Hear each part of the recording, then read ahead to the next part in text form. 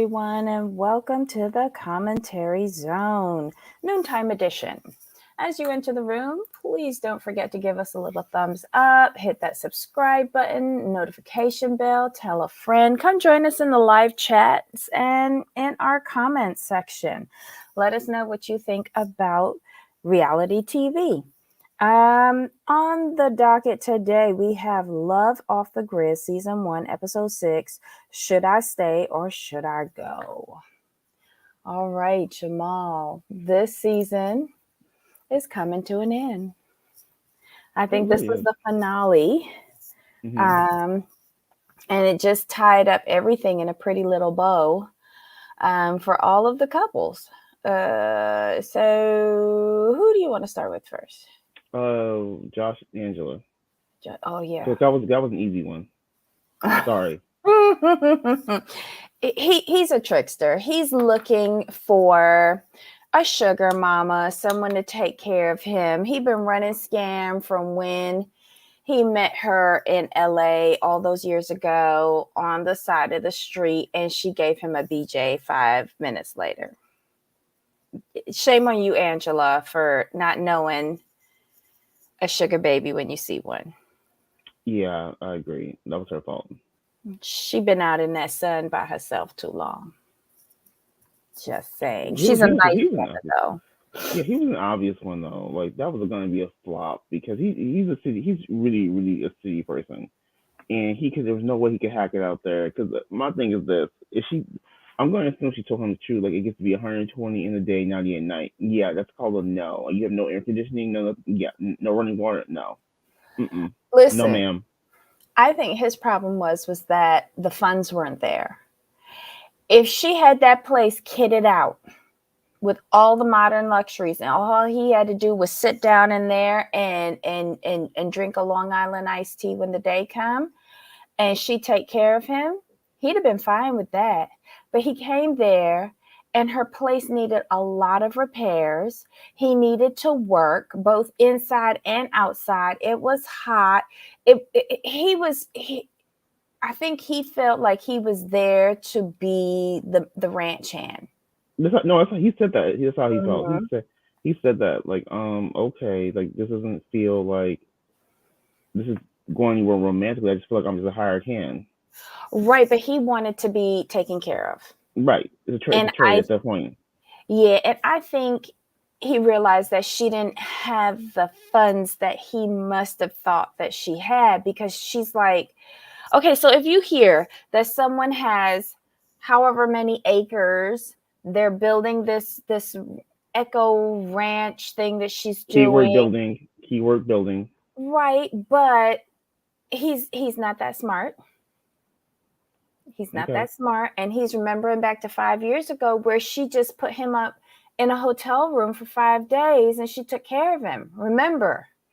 That's what he's thinking about. So he's like, oh, this is going to be the same thing again, just she's Arizona. So he was just basically looking for the next person to take care of him. I do not believe he has a business. I do believe that he goes regularly to get those toes and nails done, but I think somebody else pays for his maintenance. I wouldn't be surprised. And I'm sure and he said he's in Dallas. I'm sure there's a lot of bored women who are more than willing to take care of the likes of Josh. Right.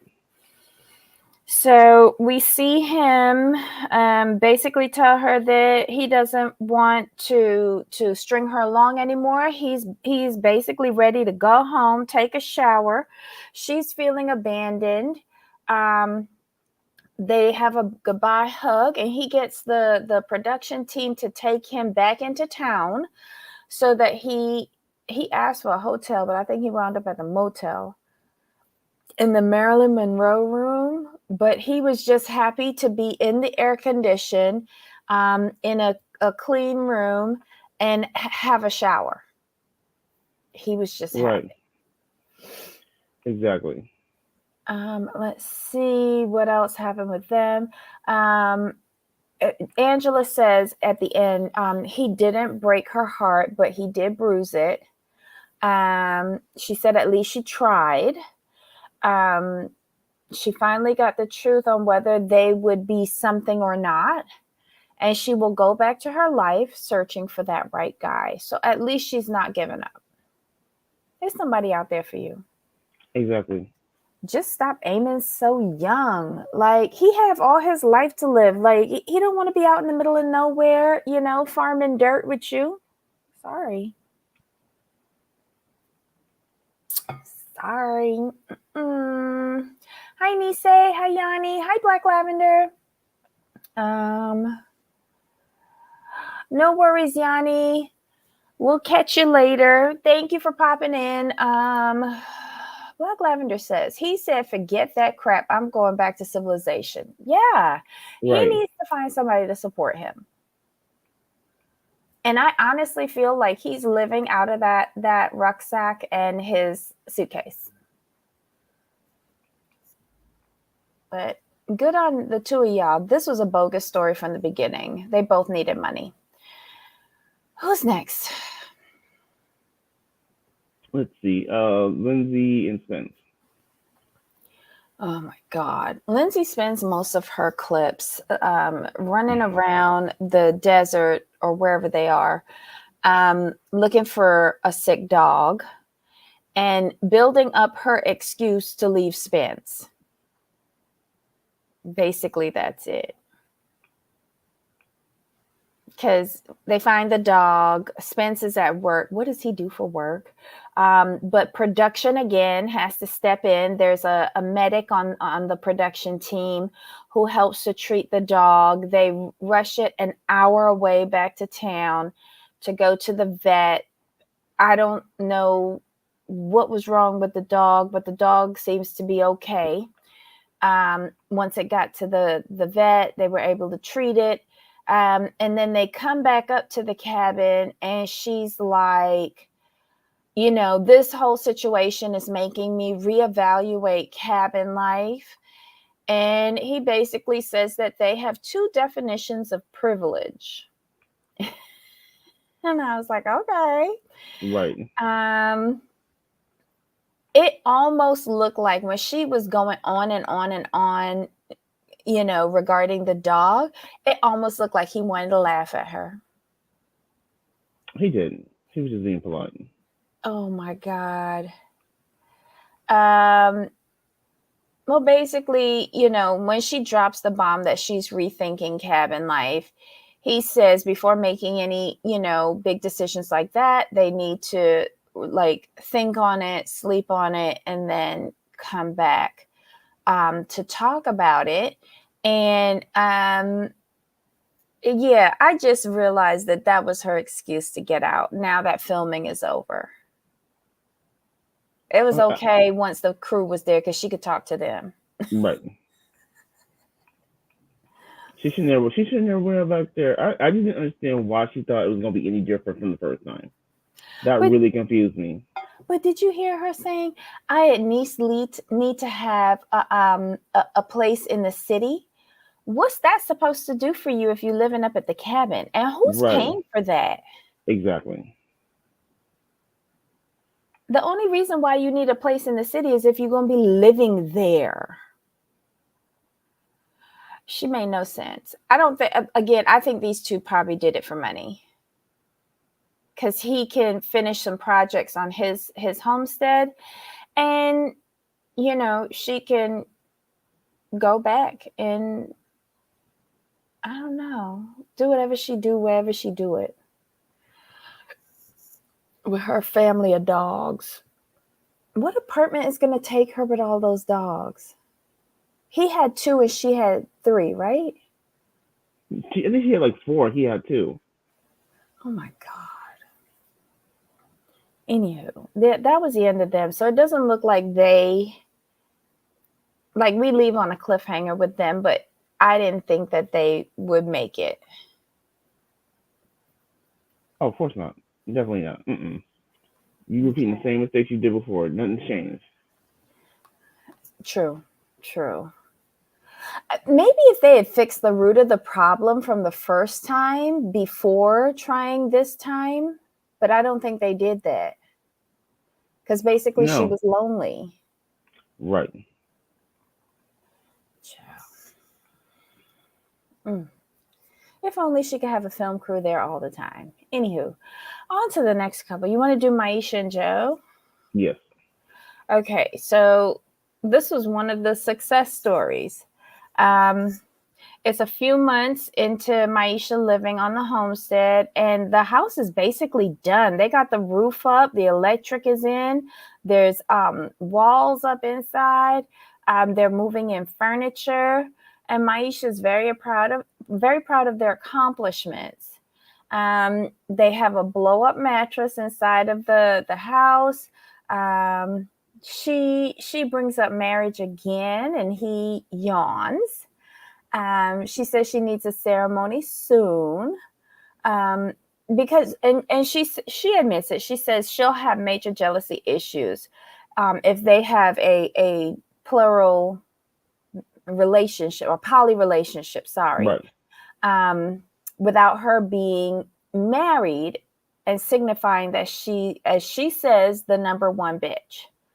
Um, but Joe is pretending that he's not listening, but we hear in his confessional that he set up a surprise for her that evening.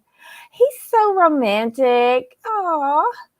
Um, so he lets Maisha go to sleep while he goes outside, puts some twinkle lights under a tree, a blanket. He sets up a little bonfire.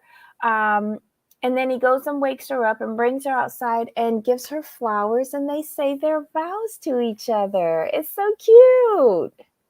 I like them a lot, actually. They're fun.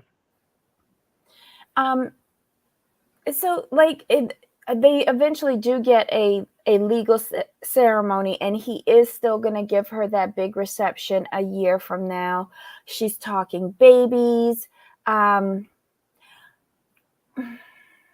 how close are they to town again? Are they really, they're not remote, right? They're, it seems like it's like about 40 something miles or something like that. Okay. So not too far because they're able to drive to her. She was able to drive into town. You know what I mean? So it wasn't Okay, too far off. I just wonder how much work she did, because did you see her nails? Hmm. I'm just wondering, how much work did you do, Maisha? Right. Just checking. Or maybe she has some really good gloves. Don't think so. She had 2-inch long nails. Come on now. But good on them. This is success story number one. And then the second success story is Charlie and Jen. Um, Jen has been there for a month, I think. She's another one that's been there for a month. Jen now realizes that she can make it on the mountain and wants to be there with Charlie, but she is missing her sons. Um, she wants to talk to somebody about, just like talk through her feelings about the situation. So she goes to speak to his mom, Peggy, at her house. And Miss Peggy is like, I like her. We need to see more of her on this show. Um, and she tells her, because Jen asks her, like, your bond with Charlie is so strong. How did you do that? And Miss Peggy says that she built a foundation with her kids, and in the end, it will come back to bless her. So Jen feels like that her divorce and now coming to live with Charlie are two disruptions to her foundation with her kids. And Hmm. Peggy says that once a mother, always a mother, and her kids will never forget their mother. Um, she will make her choice, and she will find true happiness. And Miss Peggy says that they were brought back together for some greater purpose. And I like her. I like her a lot. Peggy's great. It amazes me that she is legally blind and like living in such a remote location all by herself. Yeah. Maybe the kids can come and stay with Miss Peggy until he can figure out how to build on to his love shack.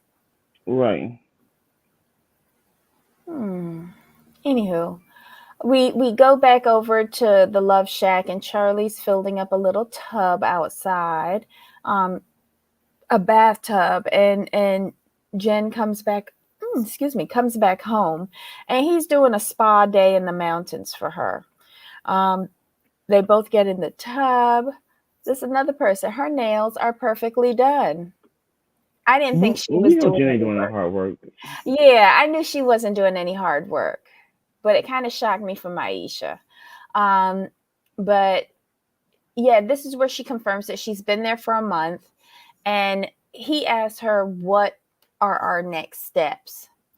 And he says that he's thinking about building on a supply room to the love shack and put some bunk beds in there, and that'd be good for her boys. And she says, no, I was thinking about an actual house. So at least they're talking about it. I think he would build a ladder to the moon for her if she asked him to. Um, he said he would love the boys to come up there and teach them about the mountain. She says yes to staying on the mountain, but she needs a structure for the boys. Charlie, mm,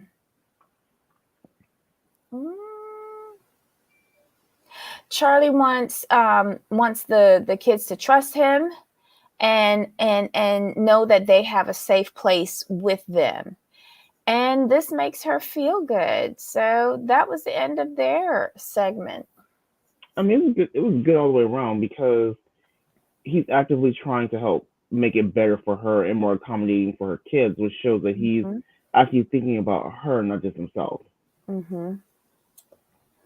Then again, I'm not gonna lie, we call his cabin a shack, as a running Mhm. joke, because that's what Jen called it at the beginning. Right. But out of all of the accommodations, it's the best one. It's got running water, it's Well, it's the got heated water, but it's the most complete though. That's the thing. It's the most complete. So it's by far the best option. it's the best setup out of all of these domiciles. It's the best setup. And, at first when he said, I'm going to build on a supply room, I was just like, oh, God, really? But then when I really thought about his little shack, can you imagine what a supply room would be like? It would come fully equipped with all of like the AC, the heater, the shower, deluxe bunk beds that probably can accommodate like 8 because something's going to pull out of somewhere. I mean, it might be nice. No, but his place is nice. It's just small because it was just him. So he didn't need anything Mm-hmm. like he didn't need a whole house. It was just him. And if he really needed a house, he can just go to his mom's house. Just saying. True. But it didn't leak. It might have No, smelled like dead carcass, but it didn't leak. It was secure enough to hold off bears. no, it was good. I like that. If I had Um, to choose one of the four, that would be the one I would choose. Yeah, because it was the only one with a toilet. Oh no, she had what's she name? Angela had a toilet, but her place leaked. It was a trailer. I like Yeah, the Love Shack. I mean, Angela did a great job. I mean, just being by herself, Hmm. but it's just when you take in a factor everything, weather, accommodations. Charlie's by far the best. His is the most comfortable and Yeah, accommodating. And we I got Miss mean, Peggy down the road. right. And I do like Spence. I do like Spence continuing to upgrade his place though. He's doing a good job. No, I can't live in a place with that's powered by 6 car batteries. But I'm sure he'll And upgrade to a generator eventually. But like here's the thing with Spence in his place. He's taking care of things that need to be taken care of first. He's a prioritizing type person. That's what he's doing. He's prioritizing what's gonna make the most comfortable and what's most necessary first. He's like, I need to do this first, do this, then I'll worry about this. And I understand his thought process, but I do get like living off car batteries or whatever is not the best thing, but he's prioritizing where she just wants what she wants, and that's not feasible. So that's why I don't know why she went up there. Dumb. Because I If he asked her like, why wants, are you here? Like, why are you here? but if he wants somebody to live there with him, I truly feel like maybe that's why he did the show so that he could get extra money to get to do upgrades. Probably. Um, but he can't expect a woman to come there in those conditions. I'm sorry. He needs to pick a woman who he needs to find a woman who wants to live like how he lives. That's just what it comes down to. And Lizzie did not want to live how he lived, and she probably only agreed to do the show because she's probably getting 60% of the proceeds. Just saying, Mm-mm. because she didn't want to be there. Mm-mm. Nothing's changed. There was no reason for you to go back up there. Zero, nada. Hey, Susan. Welcome, welcome. All right, so what are y'all saying? She was super serious about the dogs. It was just, anywho. She was looking for an escape back to her real life. I agree with you, Yeah. Black Lavender. It was obvious. It was obvious. It took her that whole day looking for that dog to come up with the excuse. Oh, my poor dog. I need to go back to town. Mm-mm. Okay. Black Lavender says she did it for a little fame and some change to take care of them dogs. Oof. Mm-mm-mm. But this was a good episode. Again, this show was really good.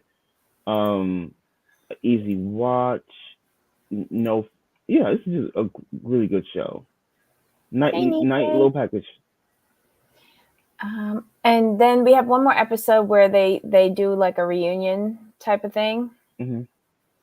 Hold on. Jen and Charlie might make it as long as Charlie builds a shack for her kids. Hmm. Yeah.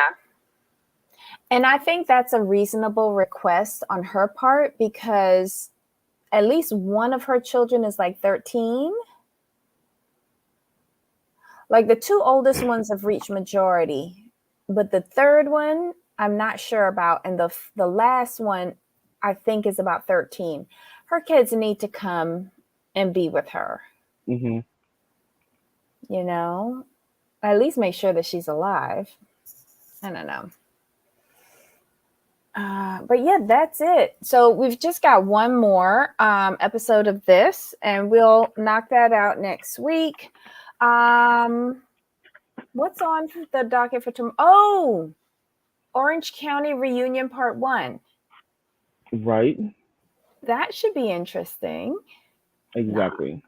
Well, they're only doing 2 parts, so Which is thank God fantastic. they read the room. Beautiful. um, I have a feeling everything that will be interesting will be in part 1, and part 2 will probably suck ass. Yeah, of course. But we'll be here to watch. Yep, because there's only 2 parts, and only because it's 2 parts. If it was 3, I was boycotting. But it's 2 parts, I can deal with that. Oh my God. Oh, and in other Housewives news, poor Ashley Darby and Michael Darby, they have legally separated. Yeah, Ashley got that 5-year extension in. What you talking about, poor Ashley? She hit that 5-year mark. She hit that 5-year mark. So Yep, she so getting she half. gets She can get half. 50%. 50%. But listen, and good for Ashley for looking out for herself and getting 2 little assets, whatever their names are. But I feel he realized that the 5-year mark was coming up too. Because remember last season he was saying, I want to invest in movies. What are the biggest losers? The biggest ways to lose your money? Restaurants and Restaurants and movies. movies. And he did the restaurant and now he's doing the movies. Well, he wanted to do the movies. Right. And she said, Um, She said, no, man. She said, no, sir. Yep. This is 5 year mark. I got. I'm getting this. I'm getting half. I hit 5 years. I'm getting half and child support. Talk to me. Good job, mhm, Ashley. She played it perfectly. mhm, Ladies, look at Ashley. Look at mhm. Ashley. She's the model. Well, no, I'm just saying, look, no one likes to see the breakdown of a marriage. Now, and I'm saying that in a general sense, we all know that they had issues. And we all know, well, at least the way how I looked at it, I think Ashley had daddy issues and was looking for a father figure, and she found him, and he took care of her.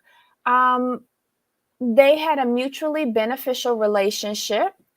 At the 3 year Hmm. mark, when the first prenup ran out, they renegotiated that mutually beneficial relationship. And now it's hit the 5 year mark, and she has two little assets and 50% plus child support. Like Right. you know, all he, all parties went into this eyes wide open. Hmm. He requested, because what's her name? Grace Report brought up that clip at the 3 year mark where he said, I hope you're okay with doing this without legal representation.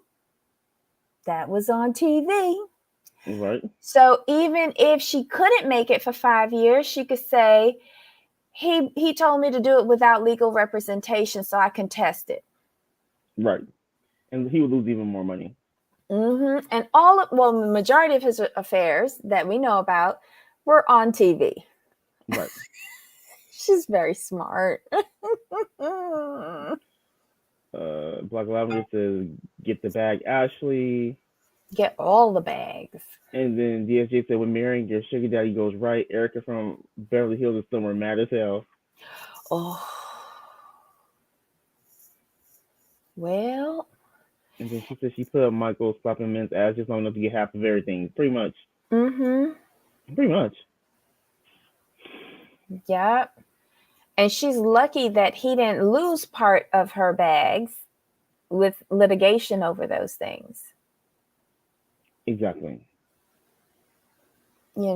So just saying, Erica, if you didn't hide money somewhere, you're just dumber than dirt, Right.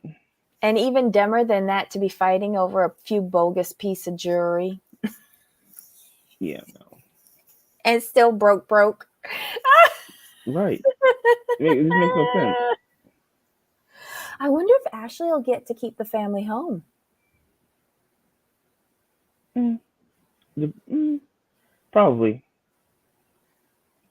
Yeah, it would make sense. Right. Like, it's easier for him to move out than for her. Because she's got two little kids. And you don't want to upset their like whole schedule and everything. No. Unless of course she wants it sold split 50-50 so she could get Right. something else. Something better, yes. But we never saw past that living room in that place. Mm-mm. Anywho. Anyhow, so was there anything else in Housewife? Oh my God. Did you see what was it on Twitter or IG? I saw it on DJ Richie Sky. Reality somebody. Okay, so you know the old picture, the cast photo of Real Housewives of Potomac, Mm-hmm. and it has Monique in it, and they're in the shades of purple and lavender. Yes. Okay, somebody was able to get that picture, lift Robin up, throw her on the floor, and have Katie come in and drag her out of the picture. What?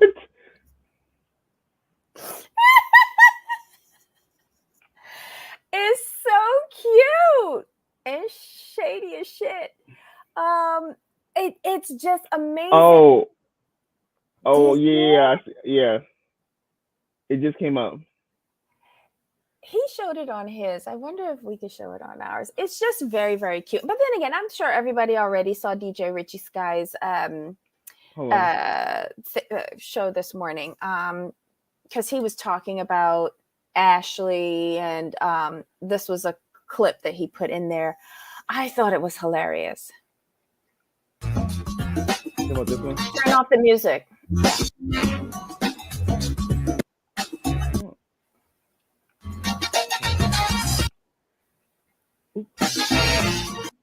There we go. There we go. That was hysterical. That was hysterical. I don't know how they did that. I wish I had the patience to learn. And here comes Katie and dragging it out. And then she had a comment in it as well. It says like, this is honestly, guys, the only reason I am reposting this is because the at Bravo Angie likes it and it's funny as hell. Repost at Reality Guy.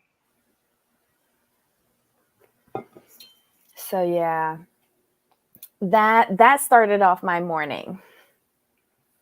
That's too funny. So kudos to the reality guy for creating that. You're a boss. And thank you for making my hump day. All right, so guys, bring all your notes for tomorrow. Real Housewives of OC. It won't be much, but let's see how they can spin this and get into fights in this boring reunion. Oh my God, this is so sad. All right, so guys, Jamal, any final thoughts on today's show, hot topics, anything? No, we're good. Oh my God, I need another cup of coffee. I'm tired. All righty, so until next time. Of course. All right, y'all. Bye. Bye.